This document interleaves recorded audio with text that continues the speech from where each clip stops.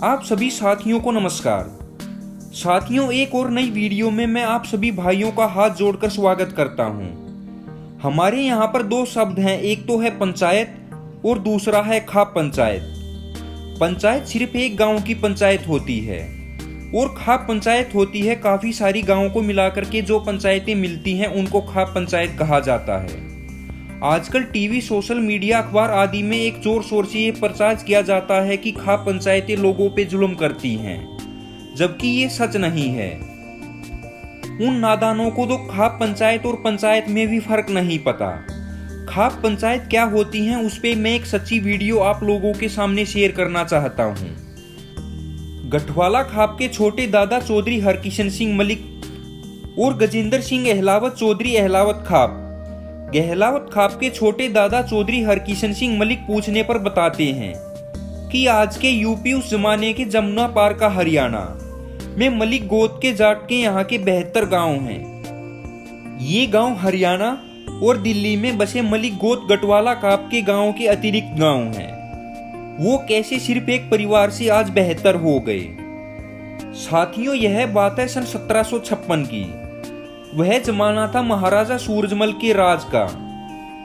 उस जमाने में उनकी तूती बोल रही थी। एक मलिक गोत जाट लड़का घर से नाराज होकर आज के लीसत गांव जिला मुजफ्फरनगर चला गया और इस गांव के इकलौते जाट जमींदार के यहाँ नौकरी करने लगा। साथियों, जब उस जमींदार को पता लगा कि यह लड़का भी जाट है तो उसने अपनी इकलौती लड़की उस लड़के से ब्याह दी। उस जमाने में यहाँ भादी जाति के लोग भी रहते थे, तो उन्होंने इस लड़के को जमीन के लालच में मार दिया और वो लड़की विधवा हो गई जो मलिक खाप के लड़के की बहू थी। इसलिए उसके मान सम्मान की रक्षा की नैतिक जिम्मेदारी स्वयं गठवाला खाप की थी। हरियाणा के गठवाला खाप के दादा के पास आई और अपनी आप बीती दादा को सुनाई, तो दादा ने लड़की की मदद हेतु खाप के पहलवानों और अन्य लोगों को भेजा और मामला देखने को कहा। खाप के पुरोधाओं ने वहां जाके मामले का संज्ञान लिया तो पूरी बात धक्काशाही के तहत समझ आई और उसके प्रतिकार में उस पूरी जाति ने अपनी उद्दंडता दिखाई। चोरी और सीना जोरी की ये कहावत तो जैसे जिद पे अड़ी नजर आई।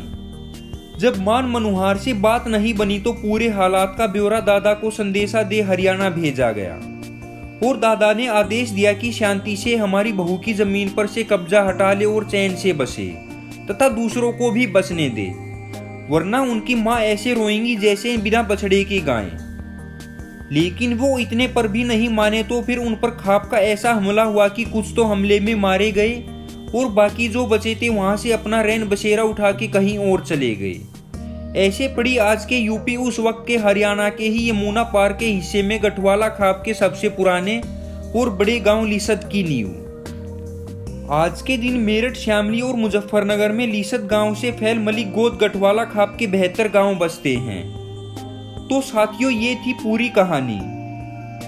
पूरी कहानी जानकर गौरवान्वित एहसास हुआ कि खाप वैसे ही खाप नहीं कहलाती। वो अपनी बहू बेटी के मान सम्मान के लिए सब कुछ न्योछावर करने के लिए जोहर करती आई हैं और आमजन तक इसकी इतनी लगन और निष्ठा की पहुंची। खापों की नैया उस समय 1100 से शुरू होके 1947 तक गुलामी की दौर तक आज तक चली आ रही हैं और यूं ही खड़ी हुई हैं, वरना इस दौरे में कितने ही राजे रजवाड़े आए और चले गए। कोई दूसरे के समाज से जलता भूनता दिखा तो कहीं कुछ और, परंतु इन खापों ने उस लोकतंत्र को उस सदियों में किरवांतित करके दिखाया है जो आज के समय में आधुनिक स्वघोषित स्व मध्ययुगीन कहते हैं। साथियों, आज 2022 में भी देश की आज़ादी से लेकर आज तक की कई सरकारें अपने नागरिकों को उनके सिर्फ सपने ही दिखाती आई हैं। अगर किसी सरकार ने सच्चा लोकतंत्र दे भी दिया तो शायद ऐसी कोटि ना देश के जो खाप दे सकती थी, और आज भी देश को ऐसे ही तंत्र की दरकरार है।